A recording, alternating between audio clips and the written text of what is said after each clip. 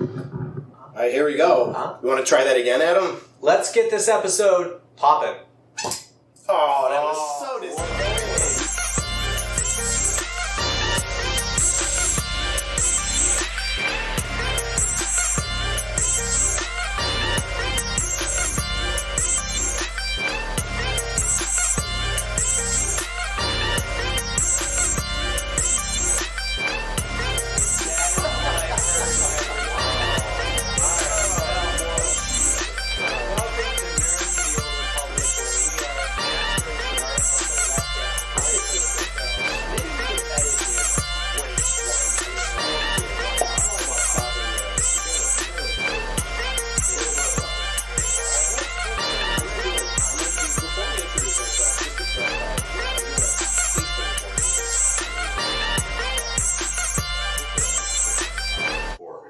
That's quality B-roll right there. Absolutely.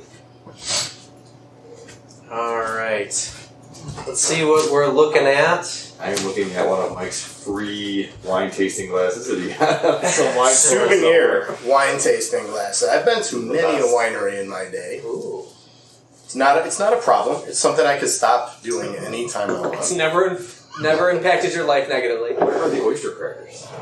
Oh, well, we don't have to cleanse our palate, so That's we're drinking the same wine, which, for our listeners, is called St. Hubert's The Stag, and was selected because it's an extremely high-quality wine, or possibly because it has huge antlers on the label, which fits the theme of our book this month. The Wreath folks have their... what is it? The horns and the wings. So I thought that's all I needed to see. It seemed to fit the theme, so I picked it for that reason and that reason alone. I have no idea as to the quality. You know what? I'm going to pretend I even know how to taste wine for this, so you say, can tell me whatever you want. This is a step above the usual box that I'm exposed to, so I think we're in good shape here. All right, then I'm going to just recalibrate here and insist that this is a very fine wine that I purchased here. Wine Spectator score of 100. Yes, after spending weeks tasting wines that I thought would be appropriate for the podcast, I finally, after agonizing, decided on this one. We appreciate your commitment. Yeah, I heard Mike actually got his sommelier certification for this episode. Oh, he went to Africa? Oh, that's Somalian. Sorry. There it is. Yeah, sommelier. I am blonde. All right, so try the nose first, and see what we think. Pleasant. My allergies get in the way. This is a fact. This is actually It's actually not the wine's fault. This is happening to me right now. I can barely smell anything due to the recent pollen explosion that has happened. Lots of tree sex happening out there. I do get cherries. I'm getting some spice in there. Maybe a little oak. Well, it's aged in oak, so you should. You should definitely get a little of that. I definitely get cherries, like darker cherries, like a little 7-Eleven floor in there. That's because we spit in your glass before. Oh. But you can tell just from smelling the wine that this is like California, like syrupy, like juicy kind of wine, as opposed to like a drier French wine. It does coat the glass. Yeah, it sure does. A wine with legs. That means it's not a Finger Lakes region wine. No. Sorry, because any red from the Finger Lakes is going to be Concord grape. Yes. Which is straight grape juice. Yes, it's going to taste like candy, pretty much. Don't apologize for your knowledge. That was I learned something from you today. Thank you. So shall we? What's the next step in tasting? Well, now usually okay. Yes, and then we'll talk about that. You have to spit it out, or can we drink it? Always swallow. You have to spit yours out, Sean. Sean is chewing gum, by the way. I get the cherry still. Absolutely. This is pretty good, actually. From the smell, I thought this was going to be a lot more syrupy, than I usually like in a wine. But this is actually pretty dry. It's got a good amount of dryness to it. Yeah, absolutely. It's like a lot of Cab Sauv from the Finger Lakes region. It doesn't disappoint. It kind of reminds me of Dr. Frank's in a way. I do know a little bit. I wasn't trying to belittle your knowledge. I have gone to many a Red Cat tasting. So, and if you don't know what Red Cat is, it's basically the wine that high schoolers buy. You need a hot tub in order to enjoy Red Cat. Yeah. I'm going to say dark chocolate. I'm getting a little dark chocolates, cocoa sort of from it. Look at that. It's a very clean finish. It doesn't stay long. This would really go well with a steak. Oh, yes. Wow. We'll talk about that in just a minute. We got lots of fun goodies planned for the evening here. This is the other half of the horns, huh? That's right. It's not fighting with the wings in my stomach right now either. So. We have covered both the wings and the horns multiple ways this episode. I am proud of our figurative representation of the book. This will be much more relevant to you casual listeners once we discuss the text, but wings and horns figure pretty prominently in this selection. I almost got like a tornado going in this glass. That was impressive. You know what? I have a friend who is working on his sommelier, and so I feel peer pressure to actually pretend to know what I'm doing. Your friend will be proud. Does your friend listen to the cast? No, and I don't know why. He's dead to me. Aaron, I'm glancing at you. Well, now that we've got some wine on it, he can come and he can tell us all our mistakes and how bad the wine is that we purchased. And Have a straw. Did you spit your gum out? No, I'll get you a straw if you spit your gum out. I usually put about 6 ice cubes in my wine. Can I have some ice cubes? You got an ice maker. You get more than 6, man. You can spit your glass right out. On a serious note, I'm going to say this is particularly dry, and I can tell that because my tongue feels like very dried out after every sip here. It's a good red meat wine. I'll be honest. This is perfect for a This is steak. going to go good with a steak off the grill. Absolutely. Yeah. Do we want to get into the tasting notes here? What? Since you were on the lead on that one, sir, Sure. I can't even pretend to know how to talk about tasting notes. So, according to the bottle, first of all, and I think we could all tell this, from smelling and just lightly sipping the wine, but this is a symbol of power and elegance. Mm-hmm. And more than that, it is the stuff of myth and legend revered the world over, and it personifies strength and grace. I could taste that with every sip. It's exactly what I think of when I see horns over a hillbilly struck. Yeah. Yeah. Yes, exactly. Grace, strength. Grace, Mythology, especially. yes. Yes, the stuff of myth. All of it. This is a very Hemingway-esque sentence right here, though. Personify strength and grace. The only thing that's missing is under pressure. Grace under pressure. And like a run-on sentence with no punctuation. Yes, But then the small next- words, Yeah. run-on sentence, little punctuation. I say that. But the next well. sentence will be, teleoscopic. It'll be like 4 words long. That's it. Yeah. So you're done. Well, and to Sean's point, said with love. I think we're all big Hemingway fans here. So. Absolutely. All right, so the actual tasting notes is that this is opulent. That's like What is synergy. opulent supposed That's to just taste such like? an overused fucking word. Yeah. Yet refined. Bathroom is opulent. Jesus. Is That's because it's got a plush toilet cover.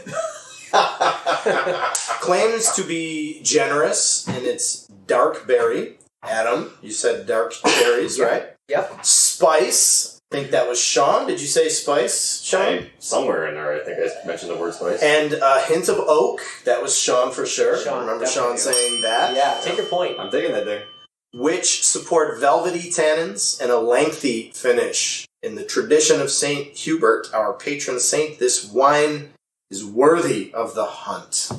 I think I said that, like verbatim. Worthy of the hunt. Yeah. No, you actually, word for word, like, that was... I said, in the tradition of Saint Hubert, Yeah. worthy of the hunt. It was incredible. I think that was the first thing I said. When I came to your house and you showed me the bottle, the first thing you said was, in the tradition of St. Hubert. I bought this because it appears to be in the tradition of Saint Hubert and worthy of the The hunt. label completely obscured from your vision. I really want to look up St. Hubert now and find out that he's like the patron saint of like whale hunting or some stupid shit like that. Nothing to do with antlers or stags. No. It's the patron saint of rulers. That's right. Measurement. Measurements, yes. And cannon fodder. All right, well, No, not bad. Thank you. Please, I enjoy it.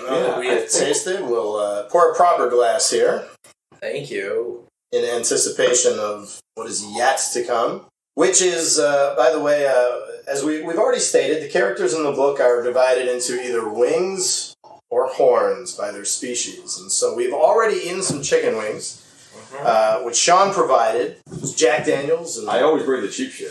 always brings the cheap shit. But you're It was Mighty reliable. Taco. But you know what? It's Buffalo, and wings are royalty here. Or the food of royalty. Oh, yeah. So. Yeah, they weren't friggin' Domino's wings. They were a local joint's wings. They were glorious. They were great. They were very good. And next up, we'll be going outside momentarily to represent the horn part of the book by grilling up a few steaks on the charcoal grill, on the Weber, to go with this red wine. So we're fully representing the book. Agreed. Absolutely. Last little tidbit here. Not only is Hubert the patron saint of hunters, mathematicians, opticians, metalworkers, and was invoked to cure rabies.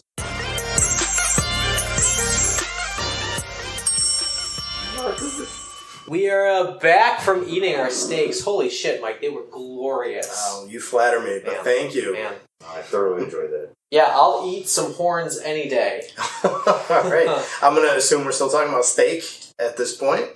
Sure. I'm drinking out of a horn. Yeah, there you go. I am actually jealous. I love this glass, but it's not a horn. Well, I got this ale horn for a gift from my sister-in-law, and I have to say that this if you're looking for partners, ale horn, I think we would love to partner up with you. And I've got to say, I'm really enjoying your drinking vessel. It is fantastic, and I really thoroughly enjoy the ale that is emanating forth from my ale horn. We would love to partner up with Big Ale Horn. It is, wow. Yeah, you're not kidding. I looked at the bottom of it, and it is branded Ale Horn. It is correct. I have lots of D&D friends, Ale Horn. I think this could play. It is fantastic, and I love it. All right, It's so impressive. we are ready to talk about Saga. We are socially lubricated here. I think because this was a group pick, again, we're into the group pick season, maybe we could each give one or two sentences or ideas of a synopsis of it here. Just talking about Saga, and I'll start with, it's a fucking space opera, and I love it for that. First thing. I think I took the easiest route. So whoever wants to follow up after space opera. Well, that's, we spoke on our last podcast about Star Wars not being science fiction. We said it's Lord of the Rings in space, or Sword and Sandals in space, and Saga is, basically the same thing. There's no science in Saga. It is, it has the sheen of science in terms of technology and being futuristic, but it's definitely fantasy. It is definitely straight fantasy in space. Yeah, I honestly, you guys have me sold with Brian K. Vaughan. Amanda's done no wrong. Hang on. Alright, so you had me sold with Brian K. Vaughan because Why the Last Man. I was hooked by that. Adam, thank you for that. You're welcome. And when I heard that, I'm like, yes, let's do this. And everything that you sold it to be came true. It's fantastic. Yeah, honestly, I probably ending the cast right now by saying I was really just fantastically happy with it. Knowing that I did not get as far as you guys did, unfortunately, as I stare at the stack of compendium that Mike has over there. But let's give a quick synopsis. So you get a planet and a moon fighting, right? Anecdotally known as the horns and the wings, basically, throughout the entire story. And the battle rages beyond the planet and the moon, and that they start doing kind of like proxy wars throughout the universe, whereas the original combatants are not fighting anymore, but they're fighting on other planets, not on their home planets or the home moon, I suppose, at this point. And the horns have magic. The wings can fucking fly. There are droids with TVs on their shoulders, which we can get to in a little bit. Instead of heads. Instead of heads, thank you. Loved that. We'll talk about the prince and how fucked up he is, or unable to fuck he is. Yeah. But I guess, what else are we missing from the synopsis here besides galactic war between two factions that then taint everybody around them? I guess a quick description that they're humanoid figures. The wings are just basically people with wings, but they're not like specific wings. They could be feathered, they could be bug wings. Bat wings. Yeah, bat wings. They could be any number of different kinds of wings. They just have wings. And the horns, there's no prescribed type of horn. They just have horns growing out of their heads. But otherwise, they look fairly human. And but they speak a different language. Right, the horns do. Yeah, the horns. It's interesting they make that point because the wings speak language, and the horns have what looks almost like Esperanto or something like that. Yeah, they call it like blue, or what else is it? It's called a couple derogatory things throughout the series. The Wings, I guess are pretty bad at names because they do call their language a language, and they call their planet Landfall, which is not the most creative name for a planet. But Terra Firma. Yeah, but what's interesting too about the two is that I think the Wings fall into there's like a sort of genre contrast between the two species as well. The Wings are like the very sophisticated science fiction-y type. Their government is represented by that shady agent who's always on his cell phone and wearing a tuxedo. There's a sheen, there's a polish to the Wings. Yeah, he has small exactly. And then the wreath, the horns are like the sort of traditional fantasy. Their culture is built around like magic and spells and so on. I was reading a very deep analog to the wings being almost representative of just Western or American culture, and the horns of the wreath planet being sort of momentary, being more representative of like the whatever native inhabitants that we've tried to obliterate.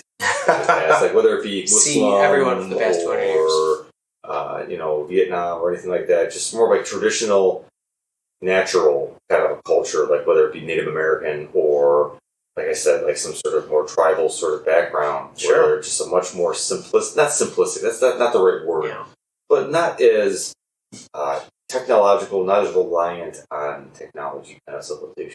Well, and there's certainly a tie-in to, as Adam was saying, they fight their proxy wars everywhere else in the universe. And I mean, that's the story of many American wars between us and, say, Russia, for example.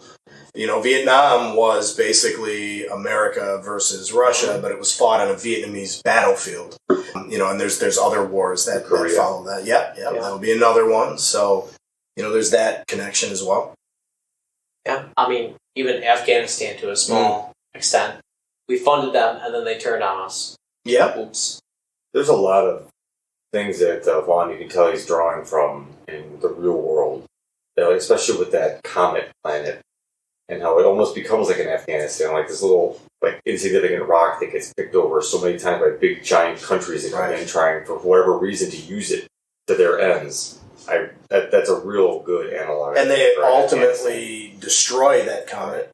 And I'm sure, we'll get to that eventually, but that is probably the most heartbreaking, or one of the most heartbreaking moments. There was a series. There was a series of heartbreaks. If you have not gotten to volume at least 6, you may want to close your ears at this point. We have to give spoiler alerts. No, we're okay. So let's tell our audience we are going to cover the 9 volumes that are out. So it's a good point to mention also that this is not a finished saga, right? Quote unquote. And I believe Vaughn and his artist, I can't remember. Fiona Staples. Thank you. Fiona Staples. Yes, they have vowed to continue it for at least another 9 episodes. So they're planning on finishing it as like this mirrored bookend. It's just COVID, of course, has disrupted their plans. Sure. But I have a feeling that they will come back and they will give a satisfying conclusion to it. And speaking of Fiona Staples, and this is something else I'm sure we'll talk about it at various points in the cast, but holy shit! Like, say what you want about Brian K. Vaughan as the author, but I mean this is not the same series without that art. That is just incredible. Fantastic. And it's such a wide range. There are some points where it's very sketchy, and I mean sketchy in having multiple lines over one area and that sort of thing. And then there are times where it's very polished on the opposite end and very high contrast, bright colors. I'm thinking of Sextillion versus when they're in the tree where it's very muted color scheme and that sort of thing. She is so integral to the story in her illustrations. It's so good. Unbelievable. I've been a huge proponent of graphic novels as a legitimate literature and art form for a long time, and this proves it. It is beautiful to look at, and it is fantastic to read. You can take almost any frame on almost any page in this entire saga, and see what I did there? Yeah, there you go. That was unintentional, but I'll take credit for it. I'll take it. Quite impressive what she's doing artistically. The colors are incredibly vibrant, but the scenery and the depiction of the characters are just as fascinating as the story. the realism of like the faces of the characters, like Elena and Marco, and how she's able to capture all that, and when he must give her, I enjoyed as I was reading, thinking about like what her reaction must have been like when he gave her half the shit that he was writing. There's a scene where these characters walk into a cave and they come across a dragon sucking its own dick. Yep. And what was to bring back the will? Yeah, fantastically illustrated. And what was her reaction when she read that? And yet, it is fantastically rendered in a believable way. You read that and you're like, well, yes, that seems to be what a dragon sucking its own dick would look like. This artist can truly capture the look of a penis. Oh yeah, like no other. Yeah. There are lots Fiona of Staples penises. has had to draw a lot of dicks in this series. Prince Robot, like just jerking off in a bed, like blatantly, and whatever that was, volume 7. Very different kinds of dicks too. Like not like any one like generic dick. Like we've got to talk about a lot of exotic dicks, and she nails it. Absolutely nails it. Yeah, weird to say it, but does. No, she does. She does, and like dragon dick. That might be dragon dick. Yeah, we need the dragon scene. That's her to bring piece back de the resistance. That is her masterpiece. So we joke about it and everything, but honestly, when you think about just Western culture and the sort of aberration of showing a penis or a phallus or whatever in any kind of regard, and the fact that they don't shy away from it in this, as it's a part of the story as much as anything. Sometimes for comic relief, obviously, and other times it's just part of the story. As one character in particular, who with possession of a penis changes who she is. And it's, but it's done with just deftly. It's the only way I can describe it. It's just done well. Yep. Yeah, really well thought out and subtly. Right. In some cases. In some cases, it's not. Like, you're at Sextillion. Welcome to Planet Abortion. Here we go.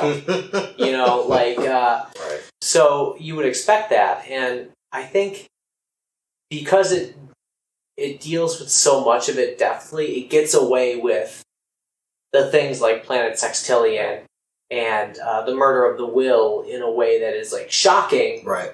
And you're able to accept it though because it's not constantly shock value. Right. I really appreciated that they weren't shy about dealing with a lot of our current social issues in just a frank, open manner. Yes. And not being afraid to discuss the way people feel about things in the real world and how, honestly, some of that's just bullshit. And just calling it out. And I loved it for that. I wonder if you might get into specifics about that. I'm sorry, Mike, I cut you off. No, I was just agreeing with Sean. I wasn't going to make a point. I was saying right, because I think that's an incredibly important aspect of this entire series. This whole series is beautiful in the sense that it is dealing with truth and hard truths. And all the stuff about this that is so graphically violent or so graphically sexual, or all the times you want to turn the page and you want to chuckle because it's like, hey, everybody, welcome to Abortion Town or something like that.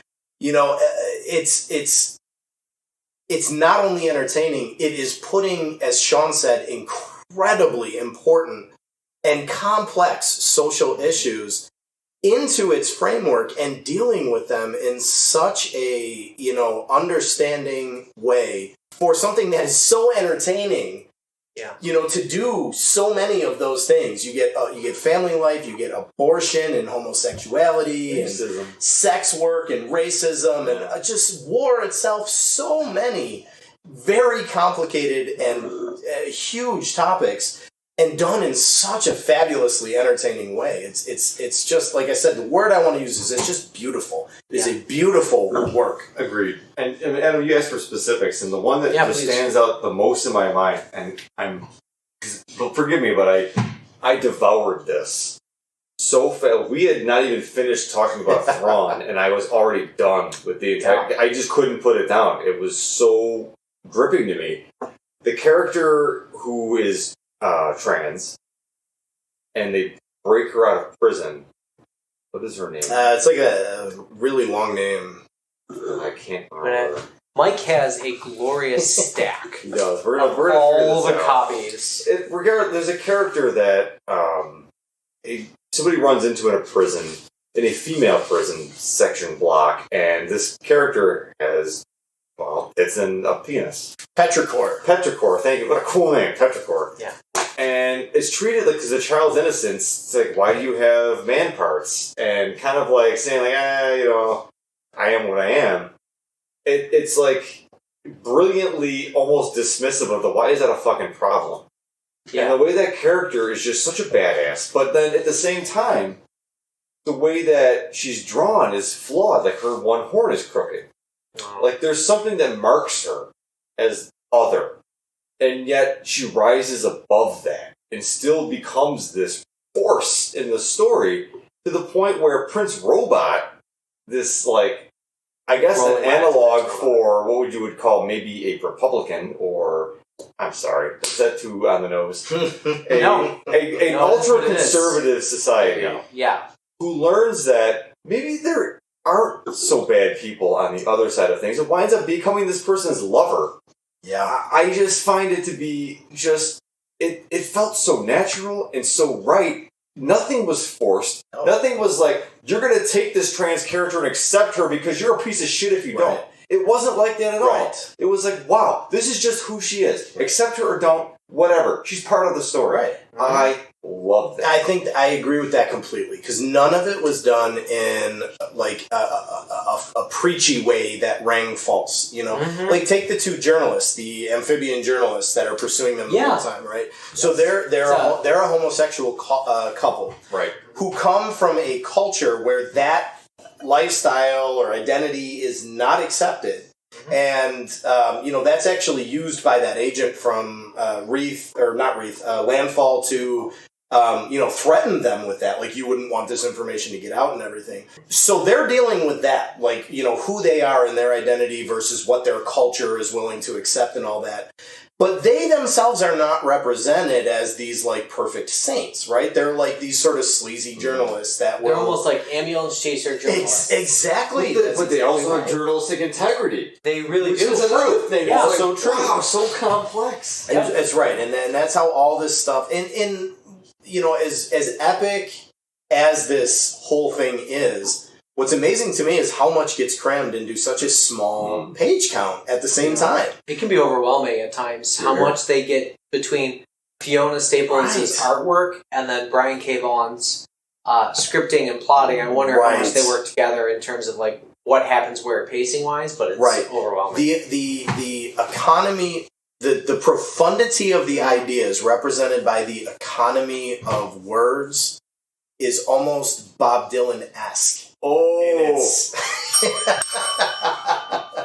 well done, sir. Got it in early. I was waiting for someone to Yeah.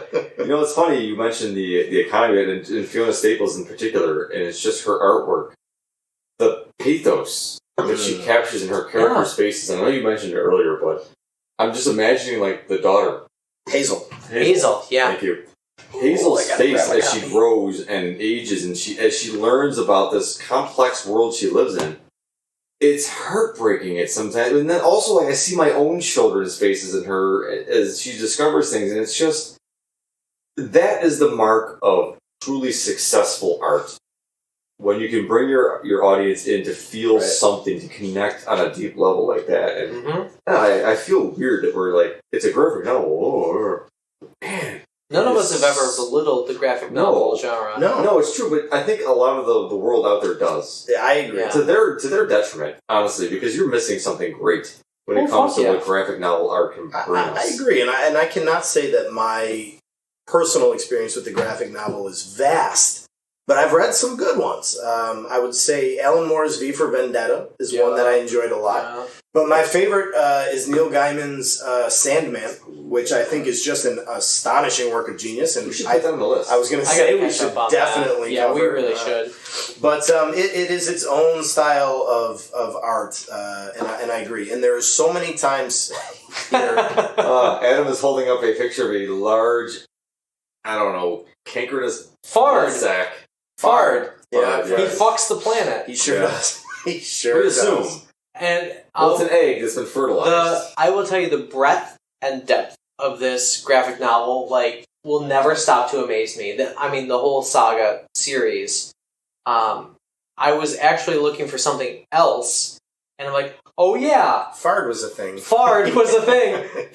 He fucked, I presume, the planet with his nasty ass scrotum dangling all over the world, and now they have to run away from the planet, baby. That's right. Was it confirmed that he impregnated the egg? No, I just presumed it. He just lived on it. But that is yet another penis expertly represented by the arts. Yeah.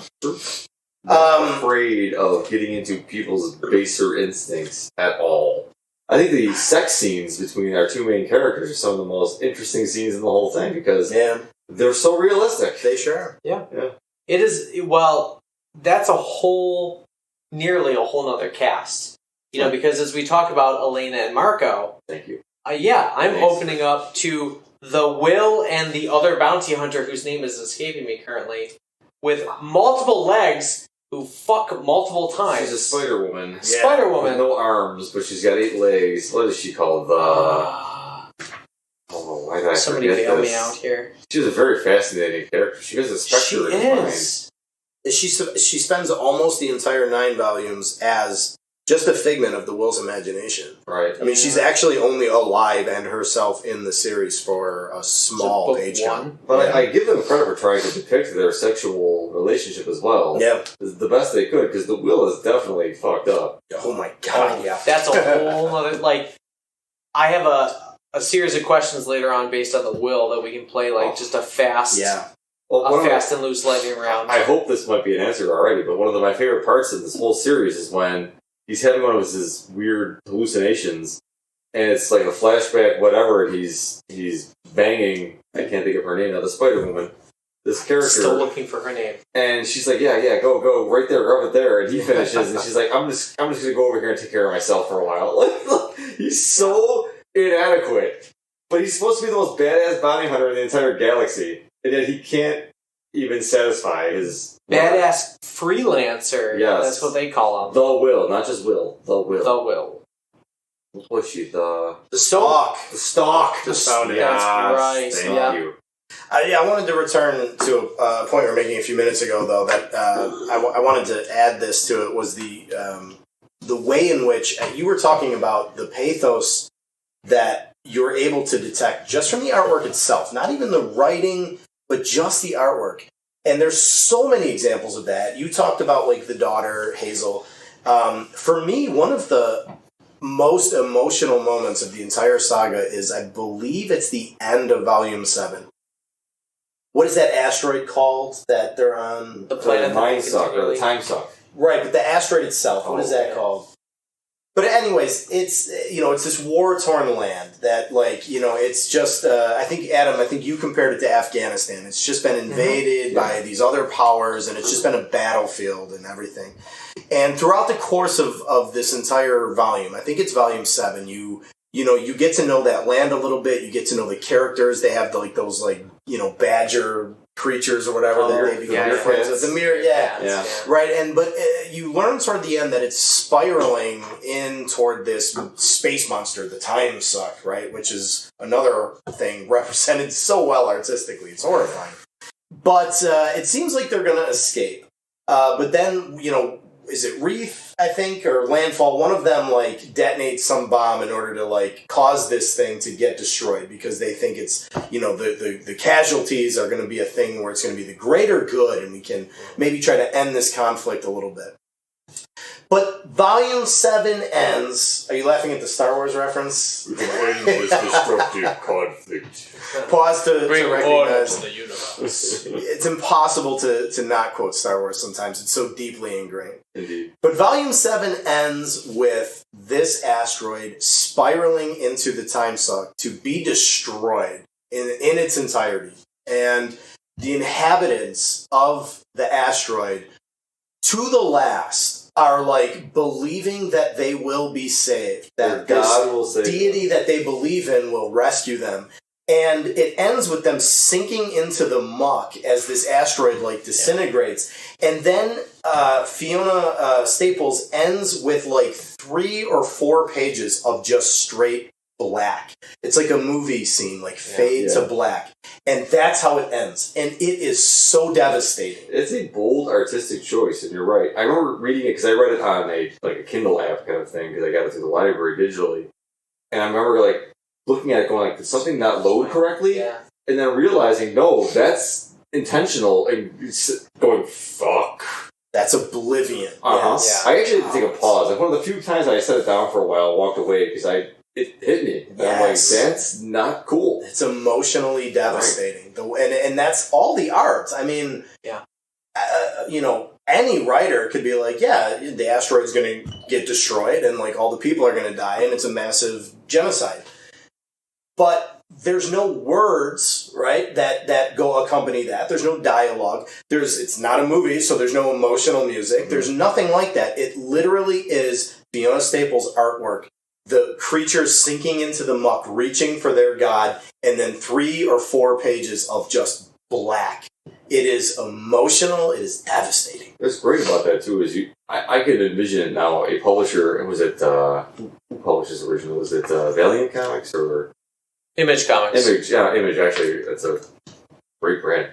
Yeah. And I can just see them, the corporate overlords being pissed that you're wasting 3 pages of copy on just black ink. It's going to cost them a fortune. But the impact on the audience cannot be understated. Mm-mm. No. This is one of the most... You know, I'm drunk. Yeah. It's couple beers, couple glasses of wine. Yeah. I'm realizing it now, that steak is not enough to absorb my inebriation. Well, what are you drinking? You have beer? I have a beer in my hand. So out of my horn. If switching to... We got plenty of wine and we got plenty of whiskey. Man. If either one of those would help you... I think I'm going to fill my horn with a little hydrogen dioxide in a moment just to make sure that I'm able to continue. And we don't have any of that. Yeah. No joke. Because it's poisonous. That's right. It's the greatest solvent in the planet's history. Yep. Yeah, exactly. It'll dilute and dissolve anything. You got my feet up on your bench here. No. Make yourself myself. I am right. I'm turning in for a long summer's nap here. We got a lot to talk about, so you might as well. Honestly, we've kind of hopped around 1 through 6. Yeah. In terms of, we haven't gotten to Prince Robot. Oh. We haven't got, and his, the Robot Kingdom. The Robot Kingdom and Prince Robot's, inability to keep an erection and all of that, and the whole family dynamic. I want to come back to Lion Cat. My favorite character. Love Lion Cat, even though all he says is lying and But that has an element of fantasy to it, that's sort of like the the amorphous magic creature. That blending is a great point. Yeah, because like you said, they can detect the magic particles or whatever. When you detect this, that means that the wreath are here. So there's that pseudo sciencey whatever going on there, and I think, like you said, the Robot Kingdom really sort of melds the two together because they're this feudalistic medieval society where they all. The best way to describe it, for those who haven't read it, it's a society of people, quote unquote, who are gray androids, I guess. Yeah, and their heads are televisions. Right. Yeah. So if you're a higher echelon, you're a color TV set. Mm-hmm. If you're a plebeian, you have a black and white old style dial set. Right. Or if you're the king, you're a big on full fucking flat screen 65 inch TV. 65 inch HD. One of the moments in the series where I did an old fashioned belly laugh. Yes. I was laughing deeply and loudly was when King Robot walked onto the page. And he's just a big fucking flat screen TV for a head. I was dying. That is hilarious. It's fucking hilarious. And I always in my mind I kept going, because you know me, I'm the guy who's got to have to be able to rationalize it, which is why I can't enjoy Cyberpunk. And I'm looking at it going wait, what the fuck? I'm no, haven't you learned your lesson? This is... Just accept it. They're TV heads. And it's all there. It's metaphorical. It's supposed to prove a point. And Fiona Staples, triples down on it. There's no attempt to make King Robot even seem remotely anything other than comical. Yep. He's supposed to be... He's built up, leading up to it. Prince Robot keeps referring to, my father. And my father wouldn't be happy. And, when you get on my father's bad side, you end up dead. These are the kind of things we keep hearing. And when King Robot finally shows up, he's literally just a modern 21st century, huge, like 64-inch flat screen TV for a ad. It's hilarious. As opposed to the custodian who steals the baby robot as well as Hazel. That's right. Like a fucking boob tube from the 70s. Right. But they're biological though. They have children. They fuck. Like when they dream, whatever they're thinking of appears on their screen. It's bizarre. It's the only thing to describe it. Yeah, but like a great kind of bizarre. At the end of it, I realized like any hang up I would have had when I first started reading it was just stupid. It's fun. It's just enjoy the romp. Exactly. Yeah, Saga is if you pause at any moment in the reading and try to think about what it is you're reading, it's impossible to like explain it in a rational way. And it's astounding that all of that adds up to this like incredibly moving and emotional work of fiction. Because it's all absurd, beginning to end. It reminds me of when we talked about Snow Crash, when we talked about the first chapter, and we were like, we were talking about the absurdity of it, and we're like, and yet somehow it works. And Saga is that way, beginning to end. Yeah, constant absurdity, and so moving and so powerful. I love how they like Vaughn and Staples just play with the audience too. Like they're just like saying like, let's fuck with them. Yeah. Like the first page is. Here's what's the name? Fiona? No, Elena is basically giving birth. Well, there's that, or she's squirting into Marco's mouth as he eats her out on like some kind of like island planet. It's like, wow, they just went for it. But you know what? You know what's great? It's like no, they truly love each other, despite the fact that they're apples and oranges. There's a connection there, and they're doing it for that value of the audience going like, whoa. But at the same time, it doesn't. It doesn't land as a ham-fisted attempt to try and shock you.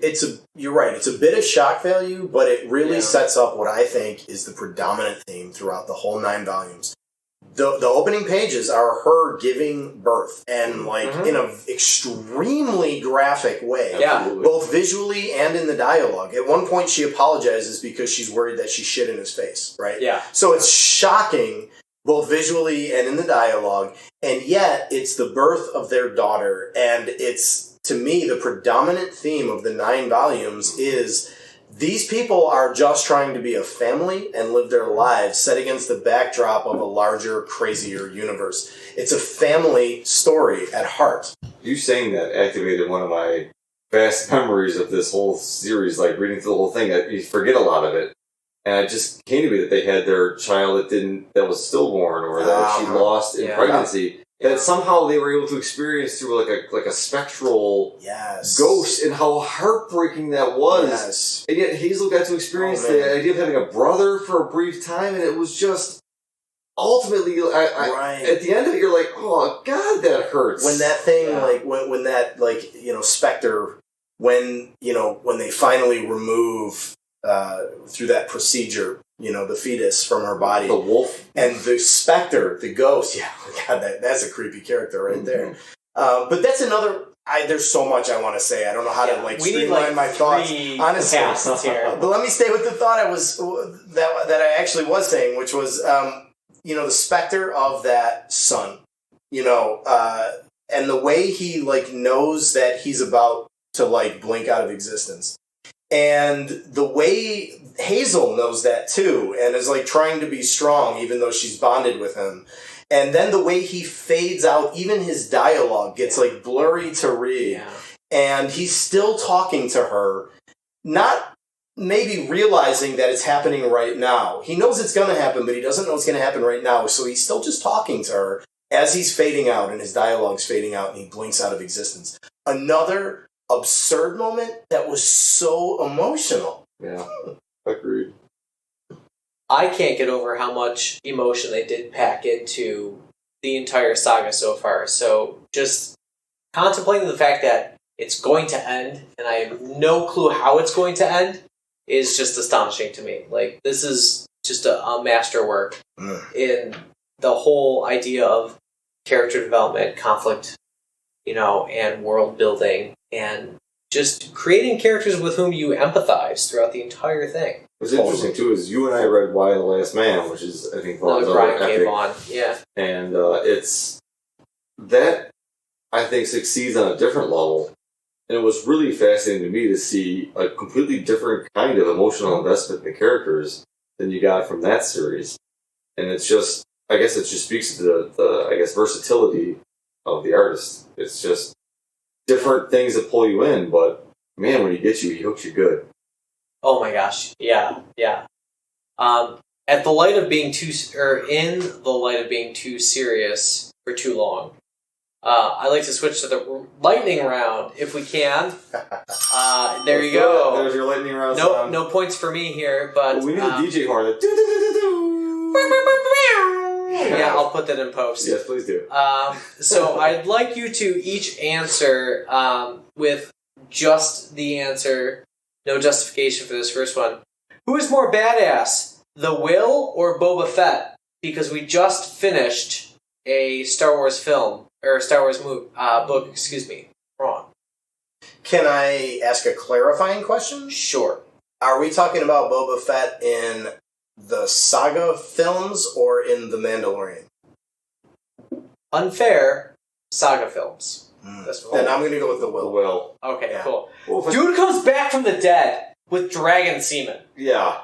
Come on. Boba Fett's a chump in the movies. Yeah. Thank you. He's an absolute That's chump. why I had to ask that clarifying question. I'm definitely going the Will. Yeah, If you include Mandalorian, though, it's more of a toss-up. it is more of a toss-up. I don't know that I buy the characterization in The Mandalorian of Boba Fett. But They're anyways. trying to salvage a marquee character, I know. and they made him badass. Anyways. It's No my daddy's armor. disintegrations. It's my daddy's armor.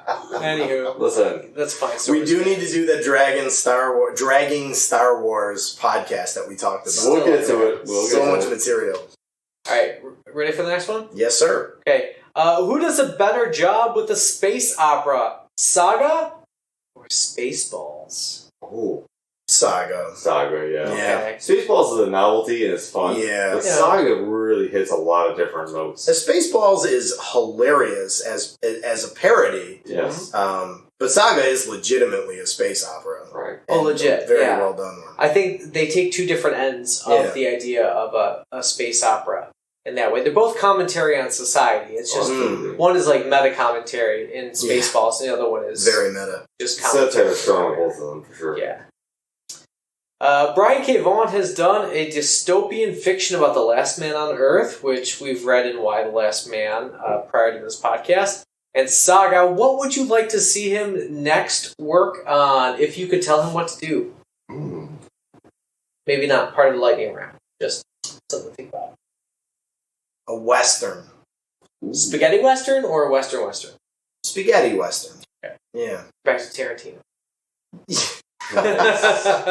Always comes back to Tarantino. Yeah, Brian K. Vaughn, ex Tarantino in Name the Western. There I'd you like go. to see him take on like a post-apocalyptic, like either like the world is flooded, or like I see what you're doing. a postman has to I see what come you're doing. and say, Yeah. "Where's my ding? Say it. Where's that go?" All right. Maybe the world is flooded with water Yes. For example. in the world. Yes. If Yeah. you build it, they will come. I just did. Oh. There we got it all in. I've been struggling to work it in there. Wow. There's so much fucking in this series. Yeah, not Yes, there uncalled is. for either. Yeah. No. It works. It's tastefully done. Like I forget No, what it's not tastefully done. I mean, sometimes it is. Sometimes it isn't. but it serves the fiction. Yes, it's Yeah. purposeful That's the point pornography. Let's be honest. To steal a phrase from you earlier, and I think you were quoting somebody else, it insists upon itself. Right? Like, Fiona has to grab Marco's horns because they're there. Mm. It's a sponsor. Sorry, I'm flipping through the book, and all of a sudden the stalk is topless. Well, she's topless. Okay. Yeah, the stalk She is doesn't over. wear a top. No. Period. But she is not a sexual being in my No. When you see 8 limbs come out of that, Usually Yeah. holding weapons. And a thorax. I'm seeing a shotgun, a revolver, a knife, Yeah. battle axe, and I don't even know what this is. It's like a bell thing. I don't even know how you would describe That's that. funny you That's mentioned one. these. Oh yeah, I don't know what is What is that? that? The freelancer characters. We ever talked about the Will's sister. Yeah. Yeah. Yeah, we haven't even gotten to her. You wanna? Oh, you guys are lightning round. I don't wanna- No. There's only one more question for the lightning round. Well, it's very fast. Yeah, let's finish the lightning round. All right. So, last lightning round question. How should the series end? We know that they're planning another 9. They're doubling the series. Yeah. But give me what you can. I don't know. I would need to think about it if I were going to give you specifics. But This is the lightning round. There's no thinking in the lightning round. It has to, off the top of my head, it has to have, an ambiguous ending. It has to. Because this is too big of a series that tackles too many hard realities of life and human society and history to wrap up neatly. It has to have an ambiguous ending that implies that even though the series is wrapped up, the story continues. It's a great point. That makes the most sense. But if you look at a lot of what they've done in this series, a lot of it is playing with your expectations and going in a different direction. Mm-hmm. We know that it's all narrated by Hazel, in her post-story life, and explaining, maybe she's talking to a shrink or something about how fucked up her upbringing was or whatever. Don't pull a Shutter Island or the one thing I didn't like about Baz Luhrmann's Gatsby is that whole Nick aspect where he's in the sanitarium. Right. Yeah, that's messed up. Did not like it. Something's turned your light on your porch back there. Is your dog outside? We get... no, Humphrey's inside. No, we get grizzly bears sometimes. It's nothing to worry about. Oh, good. It's all good. I got the bear trap set up, so... I can see Vaughn and Staples setting this up for a, almost like a counter ending. Where, everything's fine. Right? Marco's good. Everyone's good. Well, I'll Marco tell you doesn't what. have PTSD and is okay with violence. They retire somewhere. The war's over. It's good. Okay. Yeah. I mean, can we talk about the ending of Volume 9? Adam hasn't read it. Are we allowed to I'm discuss behind. it? It's fine. Do you want to earmuff? It's fine. Do you want to earmuff? I'll let the adults talk. Because that's a whole other question. Is Adam? I'm gonna go ahead and say it. You do what you got to do. The implication is that the will kills Marco in the final pages of Volume 9. They had to come together at some point. Yeah, and then there's this very, very heartbreaking moment where, as Marco's dying, there's a flashback to a moment when Marco and his daughter are on the beach and she wants him to build a castle with her, and he's like, yeah, Daddy's got nothing but time for you. And it's anybody who has children will just be torn apart by that. And then it ends with, can I see Volume 1 for a second? Yeah. Because it ends with these words that I feel like Volume 1 ended with, and I want to see if I'm right. Or at least maybe, what would we call it? Issue 1? But it ends with the words because of my parents, I got, to live a long life or a lot of years or something. And then Those it says, are definitely in Volume 1. it says, not everybody got to do that. And that's the last words of Volume 9 as we see Marco laying there on the floor. But, Sean, what do you think? Do you think that he's actually dead, or do you think we're going to see him back when the series comes back in Volume 10? I don't know. He's too valuable a character to the entire story for them to completely write him out. Whether he comes back spectrally or in flashback, or if he's actually resurrected, because that is a possibility in this series. I think that there's too much story potential there to mine from his presence. But then again, his absence can also drive a lot too. Yeah. So honestly, I'm up in the air about it. I think Me too. if they want to be ballsy and just say, no, he's fucking dead. They are the ones who will do it. Right. They will absolutely say, no, he's in the ground, he's gone.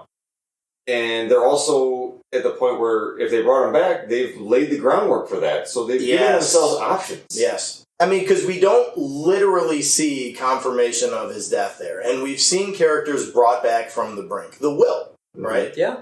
He was dead for years and it's brought back by dragon jizz. Right, by dragon jizz, right. Which really hung up on that, aren't you? I don't know why. But I wanted to confirm. Check out Adam's new energy drink, Dragon Jizz. Dragon Jizz. Well, soon.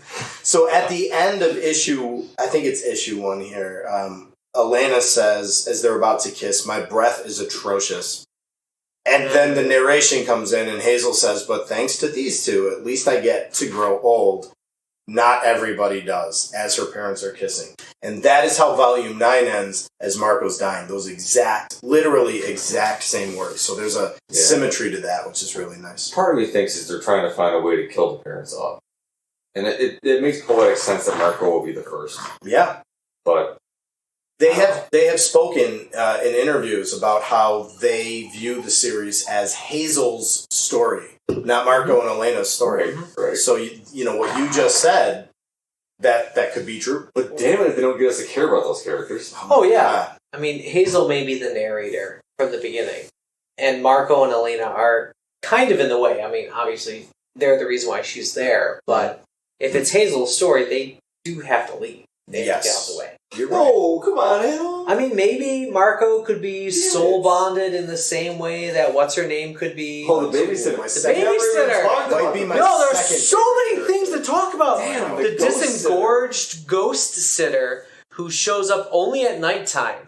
Saga Guts could hanging be. out. I feel like Saga could be an entire season of podcasting. There's that much in it. It's incredible. But to go back to like Marco and Elena and getting them out of the way to make it Hazel's story, Marco I can live with. You know, if they get rid of him, I can live with that. Elena is a really cool character. I hope she hangs around and remains a huge part of the series because I enjoy her character very much. You know, it's interesting you say that because I feel like I really identify with Marco's sense of honor and the complexity of the inner beast that he's always fighting. That wants to kill, that wants to do war, but he's like, no, I'm a pacifist now. But he always finds himself with a weapon in his hand, killing things. There's so much story mining potential there with him. But that same thing that you're saying, I struggled with a little bit throughout the series because in every volume, I feel like once per volume and through 9 volumes, there's like, Marco's like, I'm a pacifist. I will never do violence again. And then Murders someone. As soon as he's in a situation where like he has to use some violence, he's like, oh yeah, and he slaughters everybody. And then he's like, oh, I feel so bad. I'll never do it again until volume 6. Yeah. Well, I can say the same thing for Elena though, because she's that she's that cool punk chick who, you know, which obviously you have an affinity for, and I have no idea what that's a reference to. Anyway, Precast chatter. the point being that she's like almost again. They both have stereotypical elements, and that's hard to avoid when you're creating something like this. Stereotypes are stereotypes for a reason, and that some people do find connections to them. In some regards, they were useful in writing. Yeah, but I think that they've tweaked enough of these characters to make them like compelling. Oh, for sure. I would normally be annoyed by a character like Elena, like almost like what's her name, the Pooner from the Pooner. Pooner. Yes. What's her name? Avi. Yours truly. Yours truly. Yeah. I was annoyed by her occasionally because it's like, oh, come on, really? That's how you write this character? Yeah. And I get that same sense from Elena once in a while, but at the same time, like, there's more to her. And if you peel another layer of that onion away, you realize, like, well, I was really writing her off as this whatever, and it's like, no, she's not. And I think the same thing goes for Marco, and that's what, to me, is a long-lasting, what really sucked me in is every character, whether it be Marco's ex, or it be the babysitter, or it be one of the freelancers, or one of the other numerous, well-developed ancillary characters. So many characters. There's layer upon layer upon layer where you find yourself, and this is what I tell my students all the time, the hallmark of a good work is when you think about it when you're done with it. Like a shitty movie, you walk away from it and you never think about it again. Yeah. Disney. Yep. Hey! A good movie is one that makes you go like, wow, how did that end? Right. And I gotta process. I gotta contemplate. Right. Every time I finished an episode of this series, I had to sit and I had to process. I had to think about it. And that to me is a sign of good work. Well done. Thank you, Brian K. Vaughan and Fiona Staples, for giving us this. It is. It's outstanding. Yes. Hell yeah. I don't know that we have enough time to talk about all of it. I mean, I'm flipping through Volume 4, and we haven't even talked about the circuit. No. Right? No. And I'm trying to find the character's name who sacrifices herself in the tree ship because of a fuel leak. And she's high as fuck. Yes.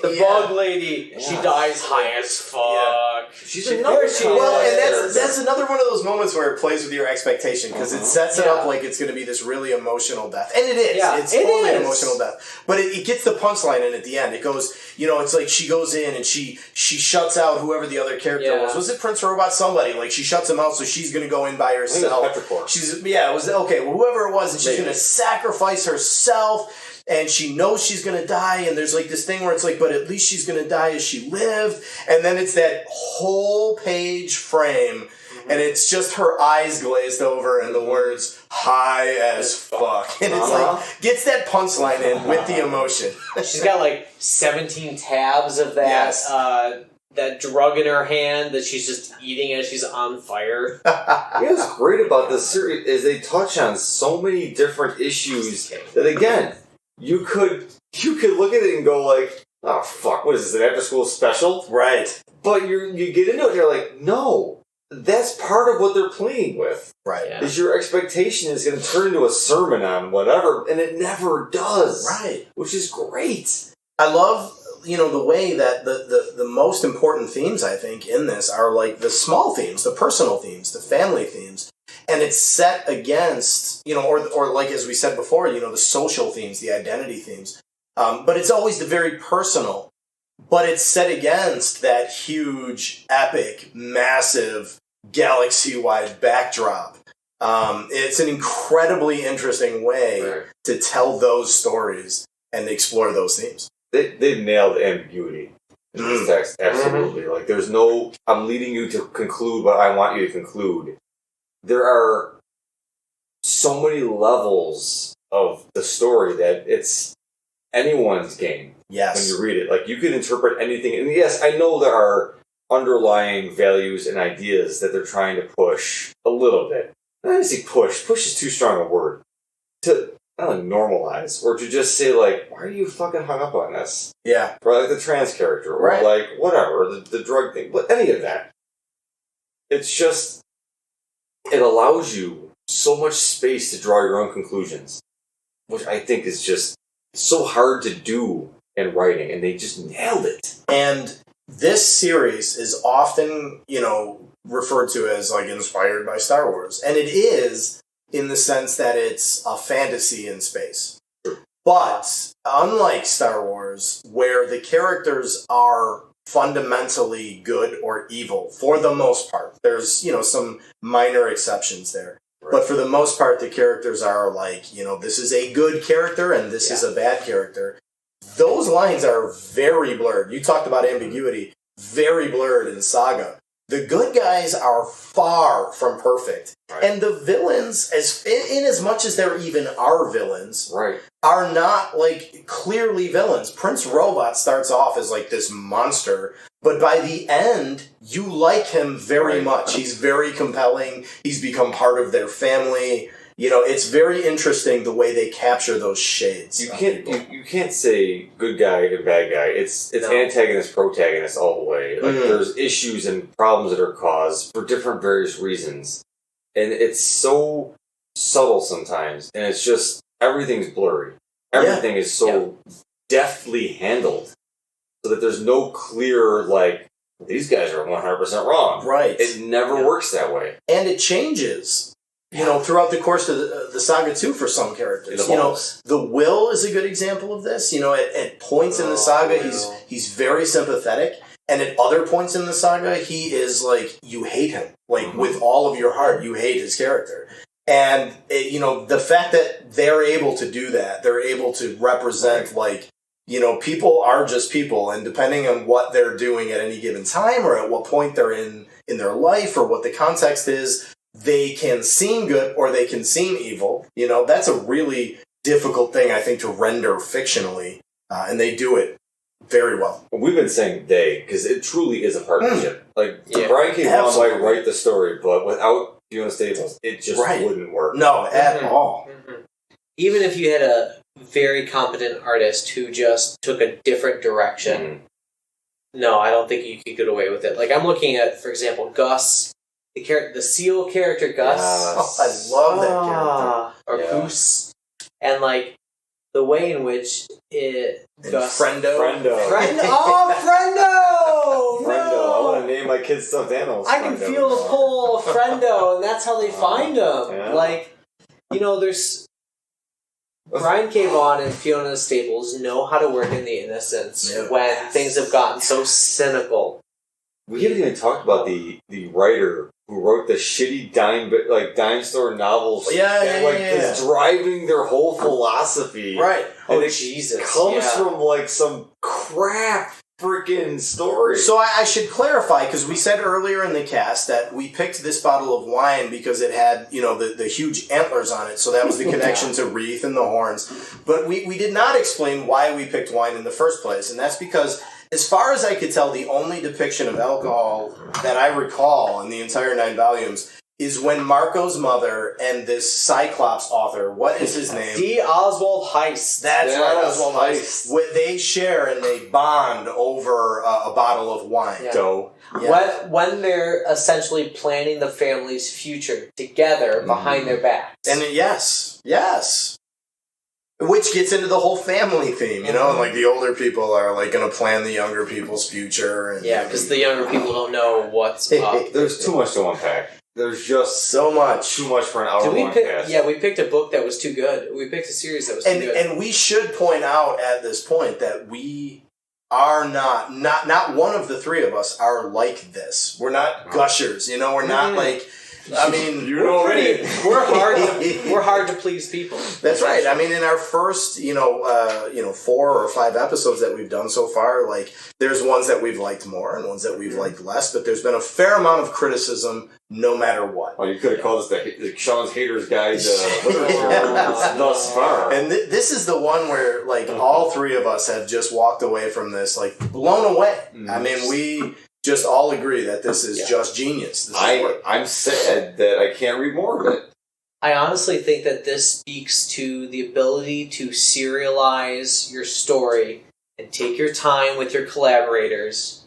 Because, if you had to pop this off in one huge compendium of a graphic novel over like 500 pages, and Image Comics had given them 3 years, get this shit done, I don't think they would have gotten anywhere near the depth or the breadth that they were able to accomplish. To your point, too, that also brings up a whole other issue of dealing with a monthly deadline or whatever they were dealing with. I'm not sure if it was monthly, but in my comic book knowledge going back to when I was a kid, I would get a new episode of Amazing Spider-Man every month. And it's like that idea that you're working under the gun. Like, you've got to advance the story, you've got to do the art, you've got to do the lettering, you've got to do the color, you've got to do it all. And it's got to be in print within a month. That's crazy. And Adam holds up the picture of the dragon sucking his own dog-like penis, unsheathed, multi-leveled, veiny bastard. Hard to blame that dragon for not wanting to leave its own cave. I'm not trying to find all the fallacies in the book, but as I spun through it, every single dick is jumping out at me. That scene reminds me of that one Will Ferrell short for SNL. You guys know what I'm talking about, right? He becomes a yoga master. Oh, yeah. For one reason only. Just suck his own dick. Yeah, and he just spends his entire life there. Because what man wouldn't?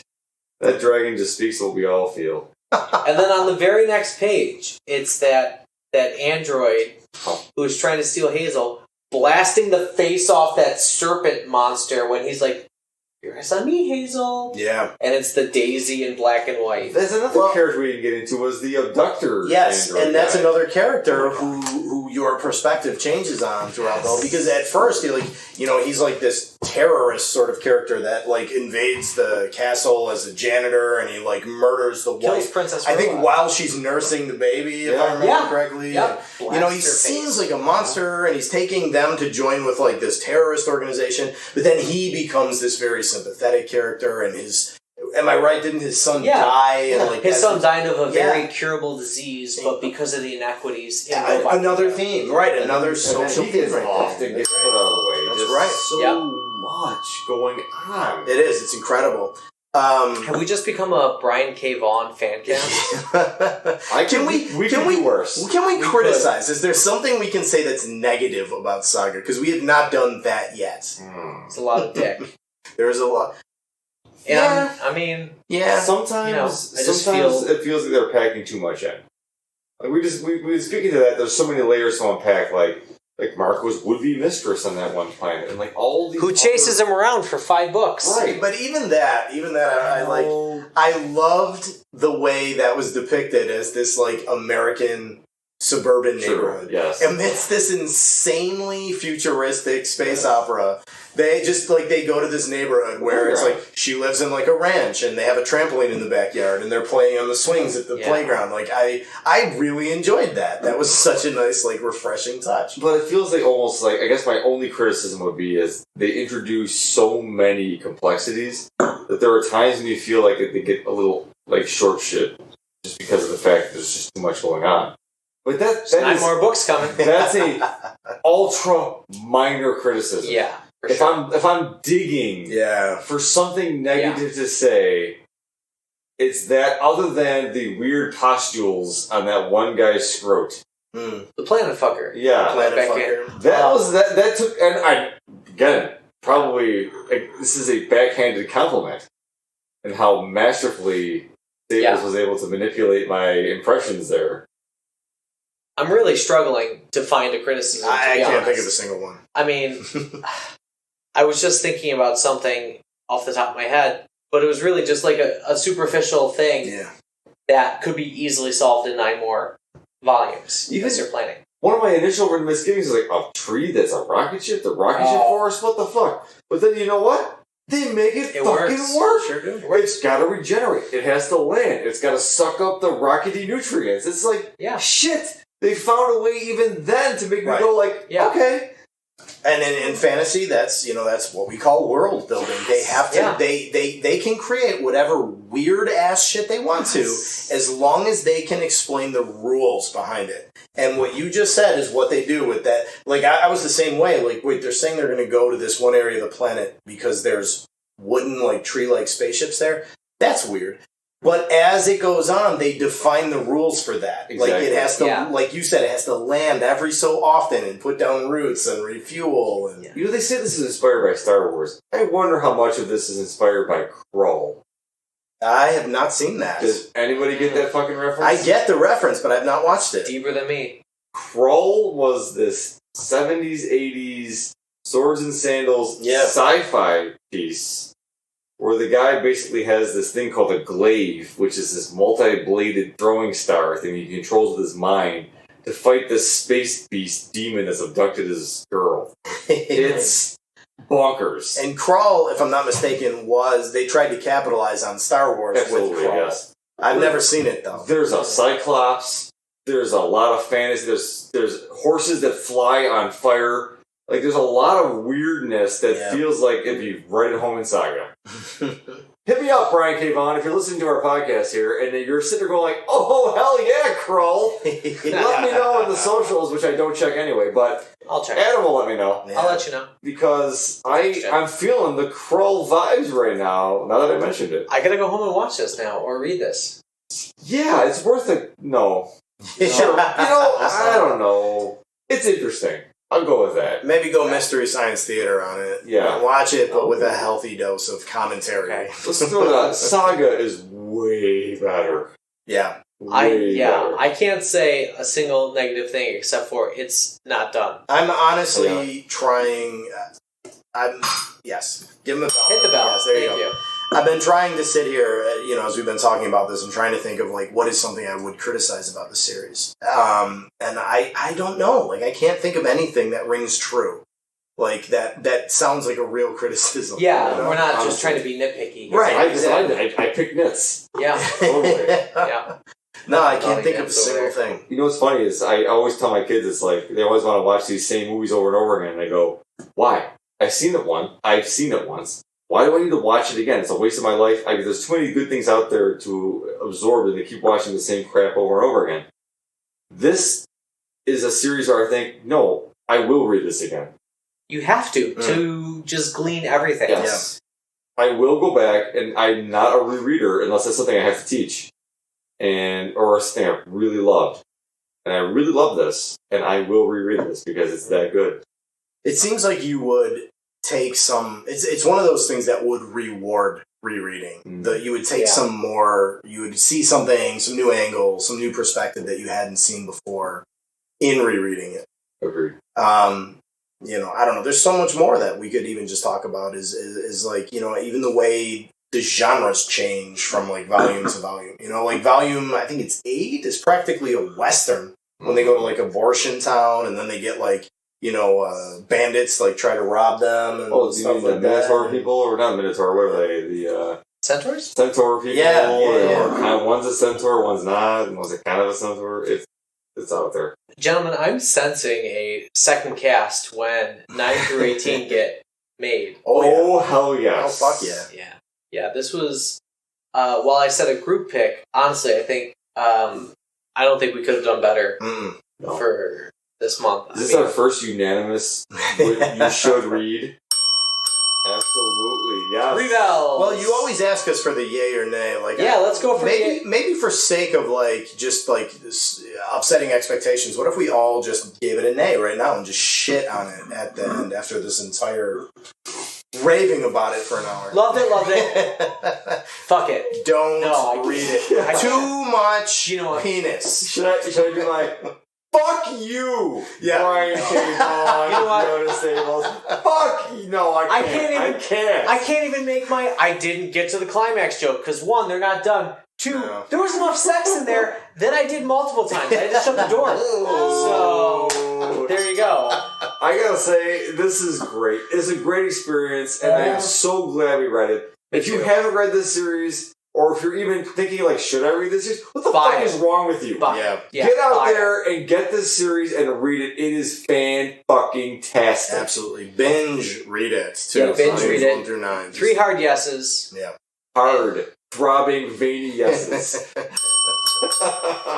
I don't even know then. Should I hold our breath and not talk about our next book? Oh shit! I've already read a few chapters, man. You gotta. We need to. I'm investing. So we are shifting out of the graphic novel realm and moving over to the novel realm with N.K. Jamison's "The City We Became." Mm-hmm. Right.